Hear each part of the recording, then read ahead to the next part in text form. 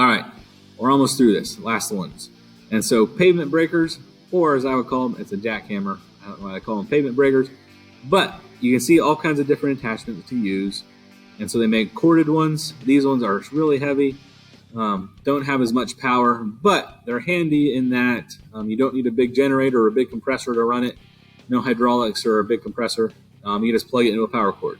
And so these are super handy. This is, you can see here, it's pneumatic.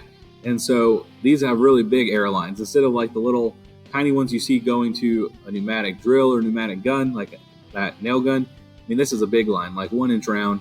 There's a lot of pressure. And so you want to make sure you lock these in with pins and things, because if that thing whips off and hits you, you're dead. It's a lot of pressure on these things to run these. These are super heavy. They look small, super heavy. What does this say? Between 50 to 90 pounds. And so they make little ones, but it's 90 pounds. So that's like picking up, let's say 100 pounds all day. You're maneuvering around, picking it up, putting it down. They get stuck in the ground, in the concrete. You got to move it around. Miserable job to have. Also, you shouldn't be using it for long periods at a time, because it shakes your body silly. And so you want to take breaks. Just be careful with that. Using it for extended periods of time, and just watch what you're doing. Worst working day of my life is basically using one of these. I had a 21-hour shift the one time because we had to work in a Frito-Lay factory where they made Funyuns and Cheetos. You ever had Cheetos fresh from the factory when they're still warm? Fantastic.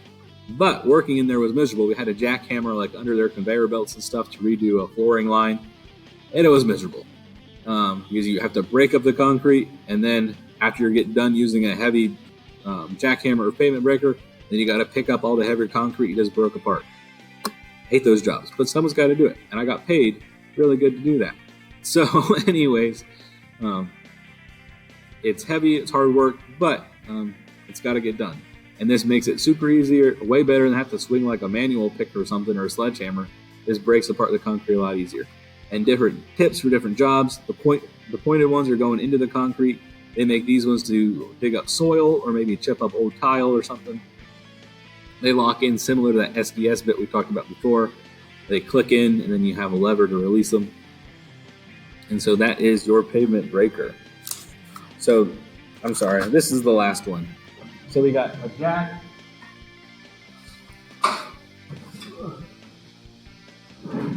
Jacks blow my mind. These things are incredible.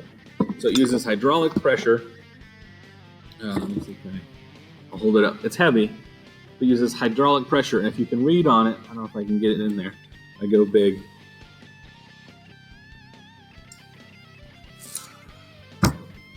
This thing, it says right there, can hold 20 ton. 20 ton, that is, what is that?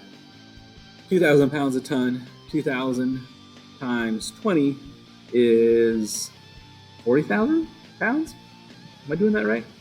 Anyways, that's a lot of weight. And it's crazy that this little thing can hold that much weight. And you can operate, you can pick things up with just this little lever. You put it in here, and you crank on it. And see how it moves up really slow? And just like that, you're picking up to 20 tons, which is crazy. It blows my mind that these little things can do that. So these are used to pick up heavy things, to pick up your car, to change a wheel, pick up a foundation, a whole house basically, to fix your foundation. You can use these things to put up a beam, all kinds of different things. And so it uses hydraulic pressure to do that.